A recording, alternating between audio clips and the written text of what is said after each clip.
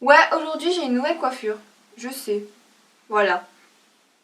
Parce qu'on essaie des trucs. On est des tag life. Voilà. Attends, j'arrête pas de dire ça en ce moment. Putain, ta gueule. Dans une semaine, c'est la rentrée.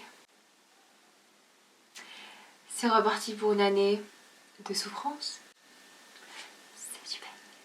Mais bon, je trouve qu'il faut voir ça, tu sais, comme une nouvelle année, tu sais, où genre tu t'établis tes petites résolutions, tu vois, t'as des objectifs et tout, genre c'est cool, c'est cool, c'est cool.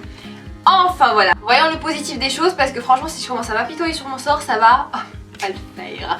Donc aujourd'hui je vous retrouve pour une nouvelle vidéo et cette vidéo, je vais essayer de vous aider à retrouver la motivation, tu vois, genre, parce que, comment te dire, que cet été est passé ultra, hyper, méga vite, de folie de ouf, parce qu'il y a eu mon opération, il y a eu le ramadan, il y a eu la dépression parce que j'étais toute seule, il y a eu mes vidéos, il y a eu mes amis, les sorties, le code, tout ça, enfin voilà. Et genre dans une semaine c'est la rentrée, je suis dégoûtée de ma vie, enfin bref, je suis dégoûtée de ma life. Et genre si vous êtes super pas motivé, genre comme je suis maintenant, je suis là pour vous aider et vous donner quelques petits conseils qui j'espère vous aideront à bien commencer cette année et à bien travailler pendant toute l'année. Donc voilà, are you ready? Let's go. C'est drôle. Let's go. This is me, I'm so royal, and you all wanna be brand. Première chose à faire quand genre c'est la rentrée, c'est d'établir des objectifs. Donc ce que je fais, c'est que sur un carnet, sur une feuille, sur un planning, sur quelque chose, n'importe quoi, vous marquez tout ce que vous voulez qu'il arrive cette année. Genre avoir ton bac, avoir ton brevet, avoir ton diplôme, avoir ton master, avoir ta licence, genre la vie, trop cool de la vie. Voilà, même avoir ton doctorat si cette vidéo peut te servir. Qui sait. Et il faut les garder toujours devant vous. Moi j'ai une sorte de tableau devant moi qui me sert à mettre mon emploi du temps et mes petits post-it, voilà, à accrocher tout ce que j'ai besoin d'accrocher. Poser ses idées sur un papier permet toujours de visualiser là où on va et moins stresser et moins être chamboulé dans sa tête en mode putain qu'est-ce que je dois faire. Donc voilà, règle numéro 1. C'est bien genre de faire des objectifs mais il faut aussi les tenir et ça c'est plus compliqué. Comment ça se passe en général? T'es là, tu commences donc avec tes petites résolutions, donc t'es là, t'es avec tes petites affaires bien propres, tes petits cours bien organisés, genre bien assidus, t'arrives chez toi, tu révises et tout, mais petit à petit, une certaine fainéantise s'installe et là, tu deviens horriblement perturbé niveau scolaire. T'écris à l'arrache, tu révises plus, tu dis oh vas-y demain, tu révises la veille des contrôles, tu revois pas forcément tes cours. Des fois quand tu manques, bah, tu rattrapes pas les cours, t'as des feuilles volantes un peu partout, tu sais plus où le chapitre 19 de ton cours d'histoire, enfin bref, tout ça pour dire que si en plein milieu de l'année vous commencez un petit peu à paniquer, genre pour rien, il faut toujours se rappeler pourquoi on a commencé à adopter une petite routine bien positive, bien tranquille, bien studieuse. Juste se mettre dans le même état d'esprit de départ permet de retrouver la même motivation et juste d'aller de l'avant.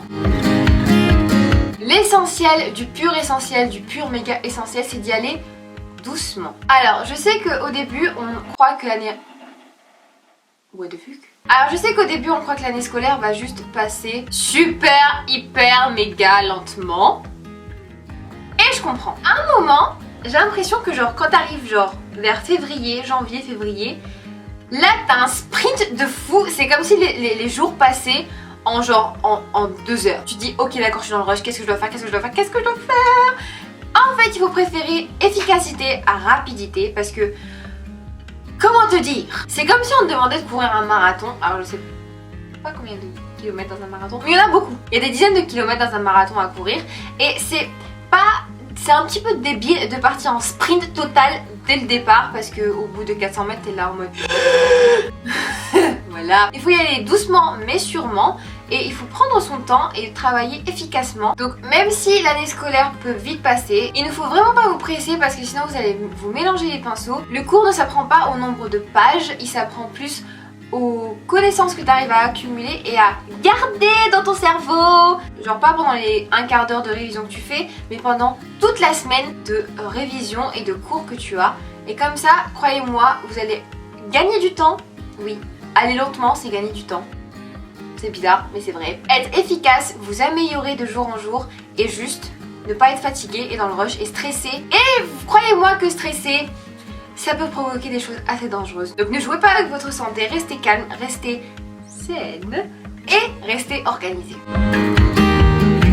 Il y a une chose dont je voudrais parler et qui est assez importante, c'est la durée de travail. Voici pourquoi. D'après les scientifiques, un temps de travail efficace se situe entre 20 et 50 minutes d'affilée. Ça paraît peut-être énorme pour certains, mais ça paraît peut-être super court pour d'autres. Genre moi, c'est pas normal. Non. Après, ça dépend évidemment de la quantité de travail que vous avez à faire. Comme on est des humains et qu'on a normalement un cerveau, on a donc besoin de repos. Et notre cerveau, forcément aussi. Donc il faut lui laisser le temps de digérer et il faut lui laisser le temps d'assimiler les informations parce que plus vous allez apprendre beaucoup de choses sans pause, sans repos et plus vous allez oublier et ça sert juste à rien. Croyez-moi que genre des fois j'ai passé 2 heures d'affilée et j'étais fatiguée, t'es quoi, genre 2h du matin, à apprendre des choses et le lendemain à 8h c'est comme si j'avais genre rien révisé. J'avais bien les boules parce que j'aurais pu dormir 2 heures de plus, ce qui est très important d'ailleurs. Donc la solution c'est de fractionner son travail, de faire des petites pauses de 10-15 minutes si vous voulez travailler pendant longtemps ou si vous avez fini votre travail en 50 minutes. C'est bon, basta, va dormir, genre va sur Twitter, va sur Facebook, je sais pas, amuse-toi.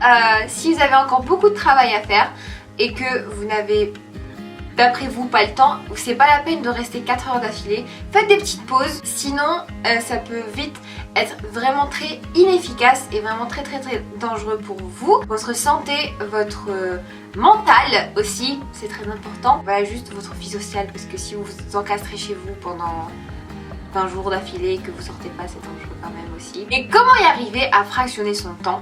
Ce que je fais, c'est que je me fais des petites alarmes. Alors quand tu vois dans mon téléphone, il y a genre environ 35 alarmes différentes. Donc ce que je fais, c'est que en fait je configure des alarmes et je me laisse une durée raisonnable et assez plus ou moins longue pour faire la tâche que j'ai à accomplir. Ça dépend du travail que j'ai à faire, mais pour chaque matière je fractionne un petit peu mon temps de travail.